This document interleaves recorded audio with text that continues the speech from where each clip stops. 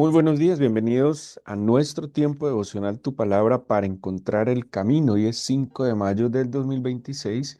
Vamos a continuar con la lectura de la Biblia con Deuteronomio capítulo 21, Cantar de los Cantares capítulo 1 y Segunda de Corintios capítulo 6.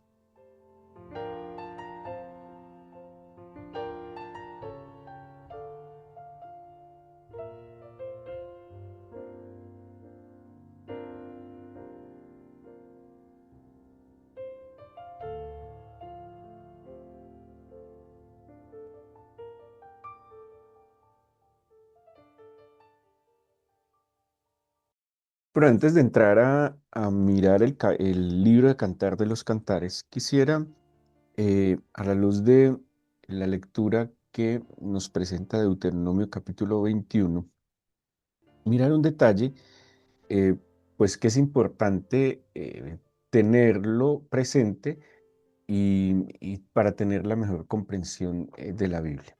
Hemos insistido en que no todo, absolutamente toda la Biblia, podríamos decir que es palabra de Dios y hay que resaltarlo para tener una mejor comprensión y sana de la Escritura. La Biblia tiene relatos históricos. La Biblia tiene también circunstancias personales, ¿sí? La Biblia tiene del alma de las personas y aunque la mayoría de ellas inspiradas por el Espíritu Santo también tiene la libertad de plasmar momentos mm, emocionales, circunstanciales que vivían los autores de la Biblia. Hay cosas que son claras, que son leyes establecidas por el Señor, que son mandatos. Por eso el Antiguo Testamento, de hace unos días lo explicamos, habla de instrucciones, habla de mandamientos, habla de preceptos, habla de estatutos y cada uno tiene una incidencia diferente. Algunos hacen referencia al mandamiento, son innegociables, así son. Otros son preceptos, ordenanzas que tienen que ver con regular algunos comportamientos, con establecer unos límites. Y pues eso hay que distinguirlo porque no se puede mirar de tajo todo como mandamientos, porque mandamientos son los que están consignados en Éxodo 20, 10 mandamientos que son innegociables, inquebrantables. Y hay digamos, otras normas que se establecen para guardarte que el pueblo entre en un desenfreno. Hay cosas que desde el principio, por eso la Biblia hay que leerla toda, la Biblia hay que entender cada escrito, y nosotros como cristianos tenemos que tener un corazón y una mente muy iluminada por el Espíritu Santo también para comprender, porque de alguna manera es así, la reinterpretación que el Señor Jesucristo le da a la Escritura, ¿sí? Acordémonos que la historia de la Biblia se desenvuelve en contextos, ¿sí? Hay un entorno que influye en la vida, que influye también en el conocimiento que tienen los israelitas. Y pues el Señor está tratando de santificar una nación que está en medio de un entorno que sí o sí lo afecta, como nos pasa a nosotros hoy. ¿Sí? El Señor quiere que nosotros como iglesia seamos un pueblo santo, un pueblo diferente, exclusivo, que no nos comportemos ni actuemos como todo el mundo, sino que tengamos un modo de vida en el Señor diferente, apartado, ¿sí? Y por eso muchas leyes que vamos a ver tienen que ver con regular prácticas que van más allá incluso de lo que el Señor había establecido. Cuando vemos en Génesis claramente el Señor establece la monogamia, ¿sí? Y claramente el Señor habla de que el hombre y la mujer serían uno solo. En el Nuevo Testamento claramente el Señor está hablando acerca de la monogamia, ¿sí? Se habla de la monogamia. ¿Y por qué estoy hablando de esto? Porque el capítulo 21 de Deuteronomio pareciera abrir una puerta para la bigamia bueno, en este caso está hablando de la bigamia, o sea, tener dos matrimonios, ¿sí? Y claro, entonces cuando yo cojo la Biblia, sin entender primero el contexto de cada libro, de cada escrito, las circunstancias, puedo empezar a decir que la Biblia se contradice y no hay tal, ¿sí? Por ejemplo, ¿quién fue el que se inventó la bigamia? El que se inventó la bigamia aparece en el libro del Génesis, no me acuerdo cómo es que se llama, que es uno de los descendientes de Adán, que él decide tomar dos mujeres, Lamec, en el capítulo 4 del libro de Génesis. Lamec es el que decide en un momento tal tomar dos mujeres, ¿sí? El Señor había establecido en Génesis 1 un hombre, una mujer que serían una sola carne, pero Lamec le dio por inventarse que eran dos mujeres. Esa práctica se empezó a copiar de generación en generación y lo que está haciendo el Señor en Deuteronomio 21, más bien pues Moisés dándole, digamos, regulación a las prácticas es, bueno, ya que tiene dos esposas, ¿sí? Ya que tiene dos esposas, que seguramente tendría hijos con dos esposas, aunque están actuando en contra del Señor, entonces, pues vamos por lo menos a regular esta práctica que no es conforme a la voluntad del Señor, pero vamos a regularla y es que debe darle un trato justo, equitativo a las esposas, ¿sí? Entonces, generalmente tenía una esposa que amaba, generalmente tenía otra esposa que no amaba tanto, pero que por circunstancias de conveniencia le había tocado. Caso tal, tenemos Jacob. Jacob tuvo una esposa que amaba, una esposa impuesta, tuvo dos esclavas, que por ejemplo eso era también una práctica del entorno en su momento, y era que la mujer que no podía tener hijos, ella digamos, subrogaba el vientre por dar una ilustración de una de las esclavas y el hijo de la esclava pasaba a ser legalmente hijo de ella, ¿sí? Son prácticas que no estaban establecidas por el Señor, sino que eran de su entorno, y lo que hace el Señor es tratar de regular estas prácticas, ¿vale? Es para que lo tengan en cuenta a la hora de la lectura de Deuteronomio 21, porque no está aprobando la poligamia o la bigamia, sino que está regulando algo que estaban viviendo y para que tuvieran un tratamiento justo y equitativas estas personas. Es más, el divorcio. El divorcio, el Señor no lo aprueba, tanto que el Señor Jesucristo habla claramente de eso. Pero como era una práctica y era una práctica sumamente injusta, era una práctica muy machista, donde el hombre tenía una postura muy equivocada, el Señor da unas normas sobre el divorcio para evitar que la mujer simplemente quede desamparada ante este acto. Y obviamente el Señor no lo aprueba, pero le da una regulación para evitar que haya mayores injusticias. ¿Listo? Es para que, por eso la Biblia no se puede leer a la ligera, por eso no se puede uno de los consejos que más dan los estudiosos de la Biblia es que uno tiene que primero que conocer, entender, estudiar cada pasaje, cada libro, porque tiene una realidad, y ya luego, con todo el contexto de la Biblia, le puede dar uno una mejor comprensión a la escritura. Entonces, eso respecto a Deuteronomio 21. Ahora, llegamos al libro de Cantar de los Cantares.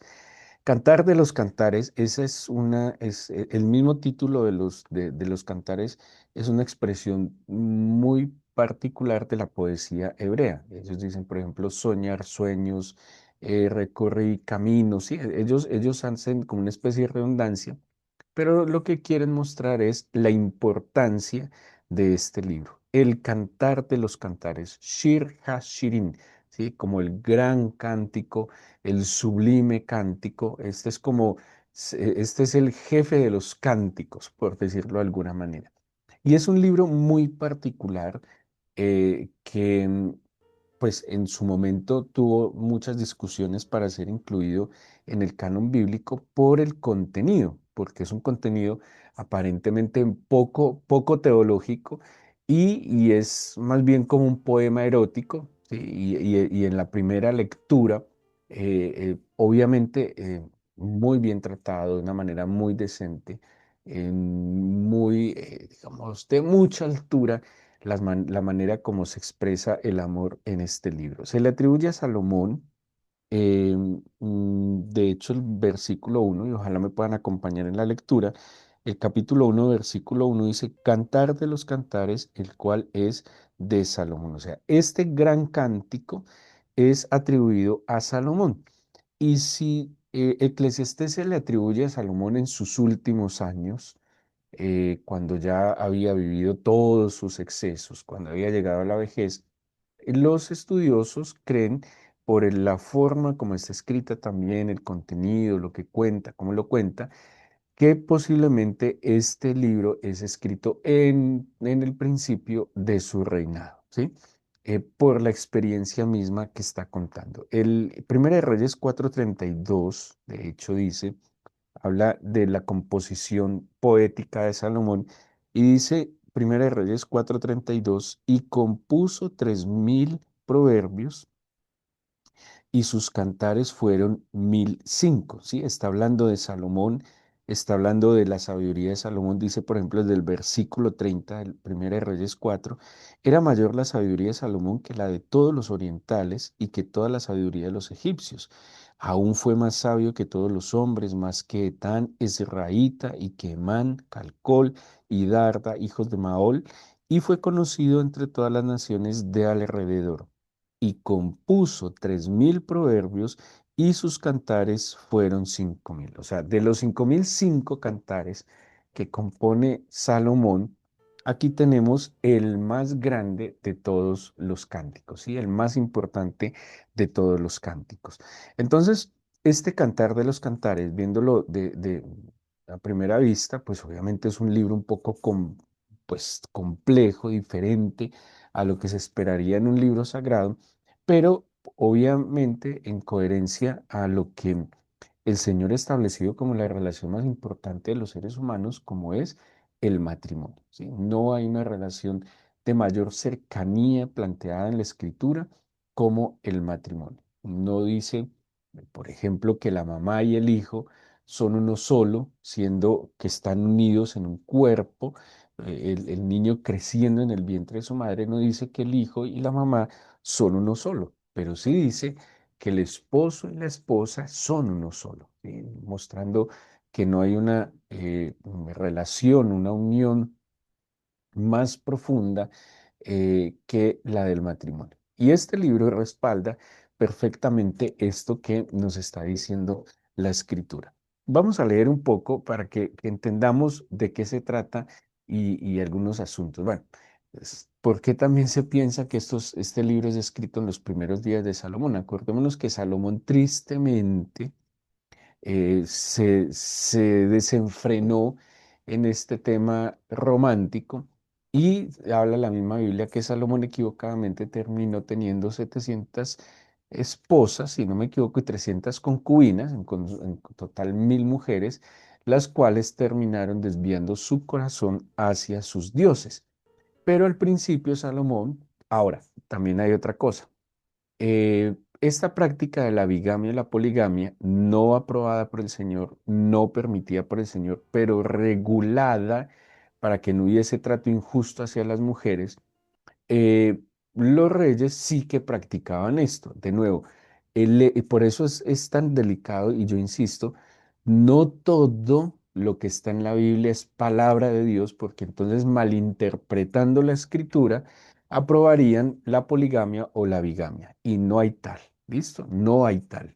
El hecho que el ser humano lo practicara en contra de la voluntad del Señor no quiere decir que por estar en la Biblia entonces se tenga que hacer. Hay muchas cosas en la Biblia que hicieron malas y no por eso, porque están escritas en una narración histórica en la Biblia, entonces tenemos la aprobación de hacerlo, ¿sí? Es como yo le escuché a veces en chiste, yo no sé qué tanto en serio, personas que decían, la Biblia dice, no os embriaguéis con vino, pero no aclara que sí nos podríamos embriagar con ron, con whisky, con aguardiente.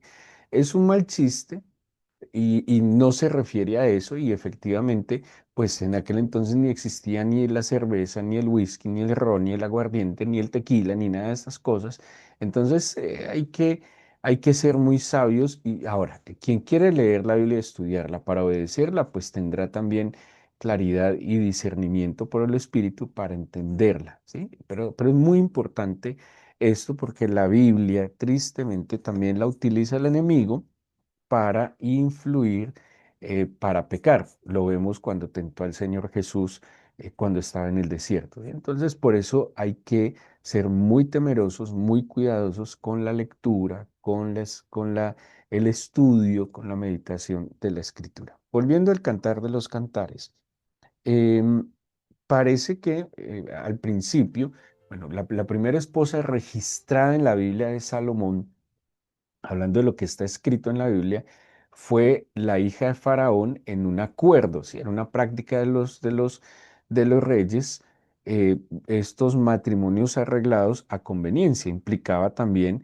tener acuerdos de paz económicos y por eso habían estos matrimonios arreglados. Según el registro bíblico, el primer matrimonio de Salomón fue la hija de Faraón. Pero se especula, esto ya es un poco especulativo, tratando de cruzar lo poco que nos informa la Biblia, que esta mujer de la cual, ojo, puede ser Abisac Tsunamita, algunos le interpretan que la persona que aparece en Cantar de los Cantares con Salomón es la Tsunamita que cuidaba a David en su vejez, ¿sí? A David se le concedió una doncella para que lo caloreara en sus noches frías. Algunos creen que esto es un eufemismo y que efectivamente esta joven fue mujer de David en todo el sentido de la palabra. Algunos creen que solo era como una dama de compañía en la vejez de David. El caso es que algunos especulan que Salomón se enamoró de ella y este es como el amor de la juventud de Salomón y este es digamos, esta alegoría que hay al amor en este libro. Otros piensan que simplemente porque dice Sulamita, que es como un seudónimo del amor ideal de Salomón. Esa es otra interpretación. ¿Qué quiere decir? Que Salomón en su vasta sabiduría, en su inspiración, hace como una especie de historia de amor ficticia, ¿sí? O sea que esta Sulamita no es una mujer específica, sino el ideal del amor. ¿Sí? Es como si compusiera algo con un seudónimo de alguien que realmente no es que exista, sino que es el ideal del amor que Salomón está planteando. ¿Sí? Y algunos creen inspirado en Abisac Tsunamita. Bueno, lo que sea, más allá de eso, que es imposible precisarlo, eh, tenemos un libro extraordinario, singular, particular, muy profundo, muy conmovedor, que tiene una incidencia muy, muy, muy singular en nosotros hoy. Tiene dos sentidos este libro. Ahorita leemos un poco. Hay un sentido literal y el sentido literal nos está mostrando un amor romántico, erótico y marital, ¿sí? Nos deja ver, esto es muy importante, el libro, de la importancia del amor entre el hombre y la mujer en el matrimonio, ¿sí? En la bendición del matrimonio, en la monogamia, ¿sí? Donde la Biblia dice en el Nuevo Testamento, santo debe ser el matrimonio. Y hemos hablado que la palabra santo se refiere a algo único, diferente y exclusivo. No puede haber una relación similar fuera del matrimonio, es única, diferente y exclusiva. Y eso resalta mucho este libro en el sentido literal. Un amor que no solo es marital en el compromiso, en la santidad, sino también romántico y erótico. ¿Sí? Muchos matrimonios pueden ser muy santos en el sentido de exclusividad, de fidelidad, pero faltos un poco de romanticismo y erotismo que es necesario en la relación matrimonial, ¿sí? Pero también nos habla de lo bueno, lo puro y lo deleitoso que debe ser el matrimonio. Y ojo, bueno, puro y deleitoso. El hecho de que algo sea deleitoso no quiere decir que no pueda ser bueno y puro. Y muestra cómo Dios valora el gozo conyugal, ¿sí? Tristemente, pues la humanidad, la sociedad ha sexualizado mucho las cosas y la sexualidad es un regalo que el Señor le dio al ser humano para disfrutarlo en el marco precioso y perfecto de la unidad marital, donde se asumen compromisos, donde se asumen unos deberes y obviamente también se tienen unos derechos, ¿sí? Entonces es muy conmovedor, primero, este sentido literal del libro del Cantar de los Cantares. Pero en el sentido alegórico y tipológico, vemos dos relaciones, así lo entendemos nosotros también como cristianos, de Dios con el pueblo de Israel en una relación íntima. Esta es una constante en el Antiguo Testamento, donde Dios se presenta como el esposo, donde incluso, por ejemplo, el libro de Oseas, donde Oseas se le ordena tomar una mujer fornicaria, haciendo el Señor mostrando cómo él también había tomado al pueblo de Israel, que era un pueblo infiel, lo limpia, lo llama, lo desposa y este pueblo vuelve y traiciona al Señor. Entonces esta es una constante que está en el Antiguo Testamento de Dios como esposo, Israel como esposa. Y en el Nuevo Testamento lo tenemos respecto al Hijo y a la iglesia. De hecho, se habla de las bodas del Cordero, que se celebrará entre la iglesia y Cristo. Y esta alegoría muestra que así como el matrimonio es una relación íntima, profunda, personal, permanente, santa, así es la relación que los creyentes deben tener o deberíamos tener con el Señor, ¿sí? Tal cual el matrimonio entre un hombre y una mujer debería ser la relación entre Dios y su pueblo, ¿sí? Una relación de santidad, de fidelidad, de compromisos, de promesas hechas y que se deben cumplir, de exclusividad, de una relación diferente, profunda y permanente. ¿Sí? Ese es en el sentido alegórico y tipológico que nos trae el libro de Cantar de los Cantares. Ahora, ¿qué nos muestra en términos generales todo el libro de Cantares? Primero, el amor como búsqueda y hallazgo mutuo. ¿Sí? Ojo, búsqueda y hallazgo mutuo. Ambos, el esposo y la esposa, se busca al otro, pero también se halla. Es una relación que se construye entre dos. Es una relación que no tiene sentido egoísmos, ¿sí? De hecho, es una relación que debe girar más en torno al otro, ¿vale?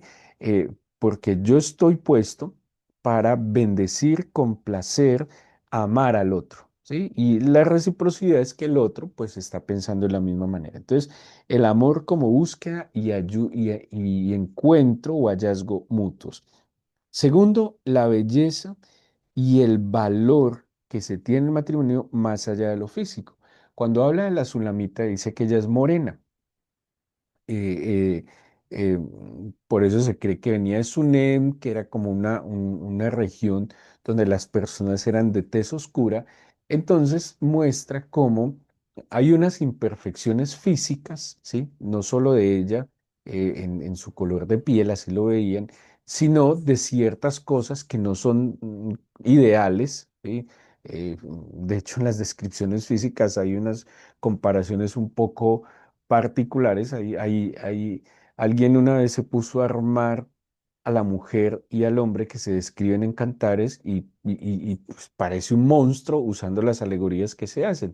Pero el amor va más allá de lo físico, ¿sí? Va más allá de lo social, va más allá de lo económico. Es resaltar el amor por encima de las diferencias, por encima de las imperfecciones físicas, ¿sí? O incluso intelectuales, ¿sí? El amor valora cosas que van más allá de lo que el ojo puede percibir.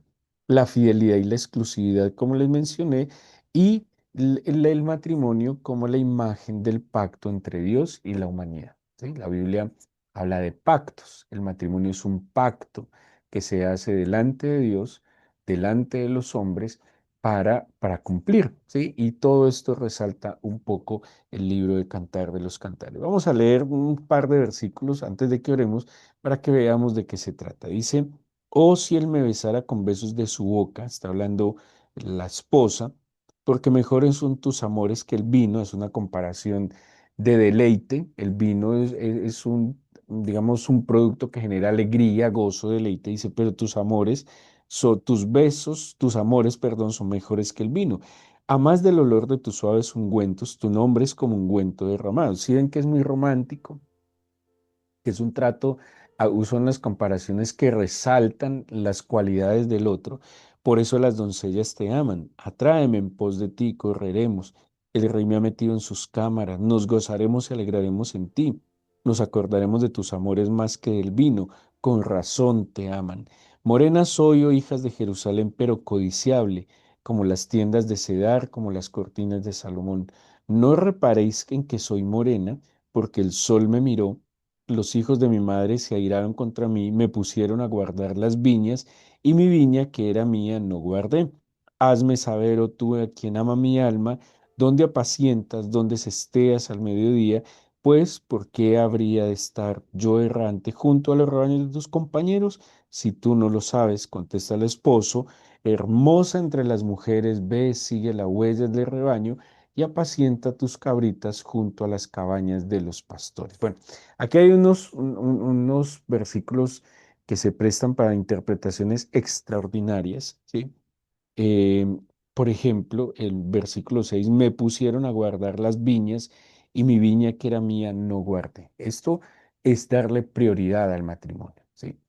Yo no puedo pretender meterme en los matrimonios de otros, ayudar a otros, si yo no he cuidado mi propio matrimonio. Eso es lo que está diciendo. Me pusieron a guardar las viñas, me pusieron a cuidar a otros, pero mi viña, la que era mía, no guardé, ¿sí? Y eso pasa en muchos sentidos. Nos ocupamos más de otros, del trabajo de otros, de asuntos de otros, y descuidamos los propios. La Biblia misma nos enseña que hay que darle prioridad ante todo y primero al Señor, luego a nosotros y ahí sí al prójimo. Entonces, bueno, así en este lenguaje de alegorías, de Cantar de los Cantares tiene mucho que enseñarnos. Y sigue hablando en en estas alegorías sobre el amor, las comparaciones, pero en un trato muy dulce, muy romántico, donde claramente vemos la expresión del amor. Ahora, como les dije, lo pueden ver en el sentido literal, pero también cuando usted abre un poco la mente y empieza a ver ese sentido tipológico y alegórico, va a encontrar muchas cosas que tienen que ver con la relación entre Dios y su pueblo, ¿sí? La imagen del pastor, acordémonos que en el Antiguo Testamento tiene que ver con los reyes, ¿sí? Los reyes son los pastores que ¿qué tenían que hacer? Apacentar, o sea, alimentar, orientar, guiar y cuidar a su pueblo. En el Nuevo Testamento la imagen de pastor tiene un sentido que va, digamos, en el sentido eclesial, pero en el Antiguo Testamento era la función de los reyes. Por eso también vamos a ver un poco el tema de los pastores en este libro. Vamos a orar y espero que puedan hacer una muy buena lectura y disfrutar este libro maravilloso. Te damos gracias por este nuevo día. Te encomendamos lo que vamos a hacer hoy. Te pedimos con humildad, mi Señor, que guardes nuestras vidas, que nos protejas de todo mal y peligro, que no nos dejes caer en ninguna tentación, que no nos falte el pan sobre la mesa, ni el techo, ni el abrigo, pero que sobre todas las cosas no nos faltes tú, Señor. Danos tu bendición, Padre. Envía tus ángeles alrededor de nosotros, pero sobre todo tu Espíritu que se pose sobre nosotros, dándonos luz, dirección y provisión, Señor, de todo lo que consideres que necesitamos. Bendícenos día a día con tu palabra. Danos hoy el pan para comer y la semilla para sembrar y el discernimiento para sembrarla siempre en los mejores terrenos. Gracias, Señor, porque sabemos que escuchas nuestra oración en el nombre de Jesús. Amén.